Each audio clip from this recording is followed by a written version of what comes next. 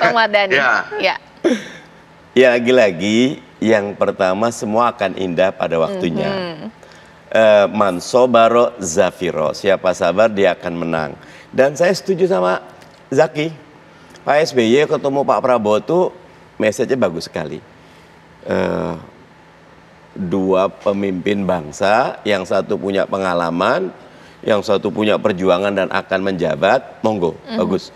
Buat PKS, yang penting rukun dan harmonis kita saja belum tentu mampu compete dengan teman-teman yang lain. Saya lagi baca bukunya Lee Kuan Yew ya.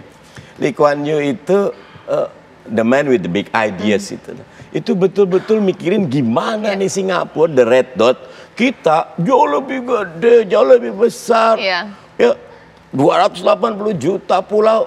Caca bilang kok begini, emang bener begini Cak, berat gitu loh.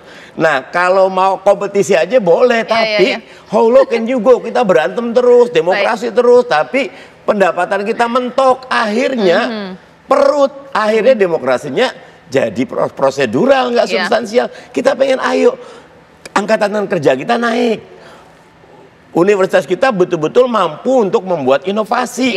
Makin banyak orang kayak produk kayak Samsung kita punya segala macam. Dan itu kumpul semuanya juga belum tentu sukses gitu loh. Nah sehingga yang dibilang teman-teman benar. Sekarang nih serahkan Pak Prabowo, monggo Pak Prabowo lakukan yang terbaik, kita akan dukung itu. Oke, Bang Mardhani serahkan kepada Pak Prabowo. Tapi kalau PKS nggak dapat jatah kursi menteri begitu, untuk apa masuk kabinet? Mau ngapain? Kan ada banyak yang harus bisa dikerjakan. Menteri hanya satu aspek. Aspek yang lain masih banyak. Misal, menterinya tidak dapat, tapi kebijakan kita bisa dapat.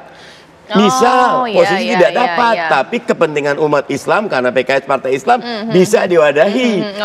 Misal, urusan haji yang masih problem, kita masuk, bisa kita bereskan. Urusan pendidikan yang mungkin minta maaf jalan di tempat dengan 20%, bisa. Itu aja udah kontribusi besar Caca. Masuk akal nggak untuk Kang Ujang? Atau mungkin pada akhirnya ya kalau nggak dapat kursi menteri, ya balik arah lagi ya, posisi ya. Bagaimana Kang Ujang? Saya rasa gini, PKS sudah lama ya menjadi oposisi. Dan Presiden PKS sendiri mengatakan ajak-ajakan. Sekarang sudah diajak. Nah ketika sudah diajak, saya yakin. Saya punya keyakinan akan masuk.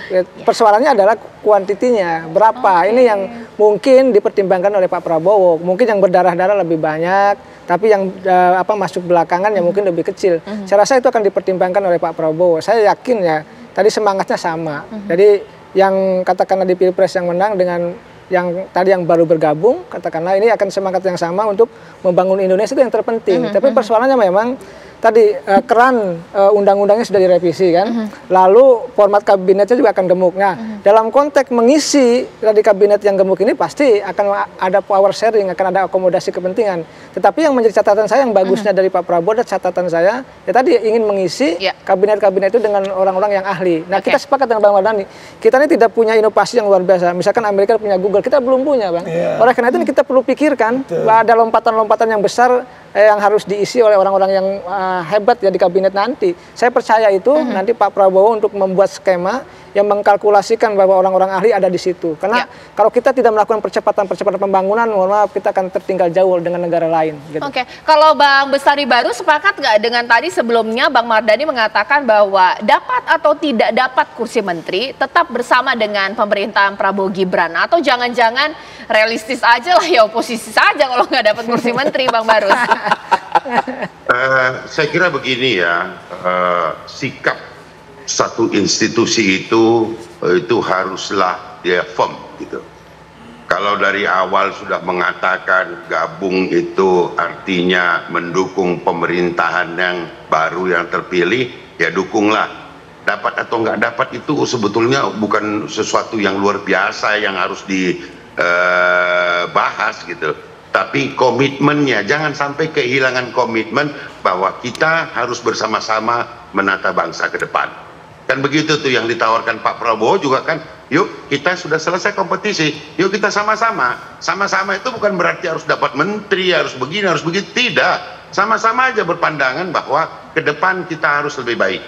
Saya kira itu. Oke, Mas Herzaki, ada yang bisa ditambahkan tidak bahwa partai politik ini tidak pragmatis atau mungkin mereka akan bersikap realistis juga kalau tidak dapat kursi menteri, baik PKS dan juga Nasdem, bisa jadi berkurang nih partai politik yang mendukung pemerintahan Prabowo Gibran?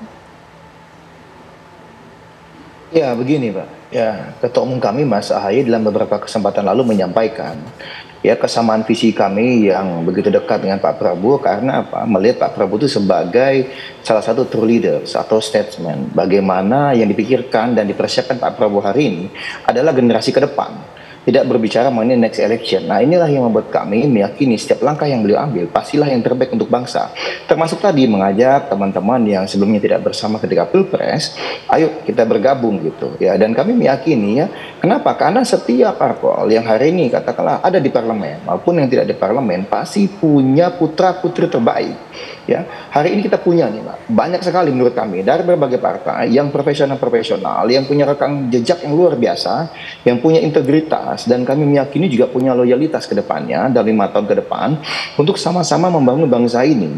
Kita bicara mengenai gizi buruk, ada nutrisi ya, perbaikan nutrisi dari makan bergizi baik yang sedang dan akan diproses atau diperjuangkan sama 5 tahun ke depan. Lalu berbicara mengenai pendidikan, ini kan investasi yang dalam 5 tahun ya, tidak akan langsung kelihatan hasilnya gitu. Ini butuh katakanlah 5, 10, 20 tahun ke depan baru kelihatan, baru bisa direguk hasilnya. Tetapi kalau tidak dimulai, ya nggak akan bisa terjadi. Tapi itulah luar biasanya Pak Prabowo hari ini, bagaimana beliau berpikir mengenai generasi mendatang. Bagaimana kita mempersiapkan generasi mendatang ini sepaham sejalan dengan apa Mas Ahaye, Ketua Umum kami Demokrat, komitmennya.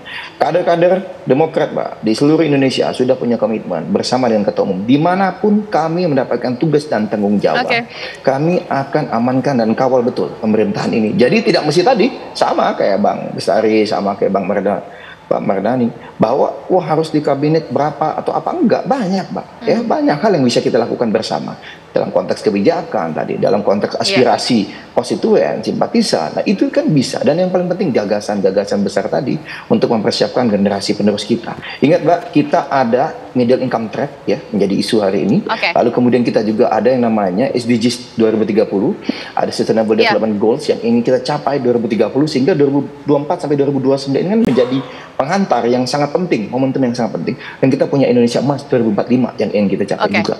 Gitu. Pemirsa, ini mungkin pikiran saya saja ya, nanti kita akan bahas. PKS dan Nasdem mungkin tidak mengapa kalau masing-masing dari partai politik ini tidak mendapatkan kursi menteri. Kan yang penting usaha. Tapi bagaimana jika bahwa kursi menteri justru diberikan oleh partai politik yang tidak terlalu berusaha? PDIP mungkin sesaat lagi di Apa Kabar Indonesia Malam. Apa tanggapan mereka?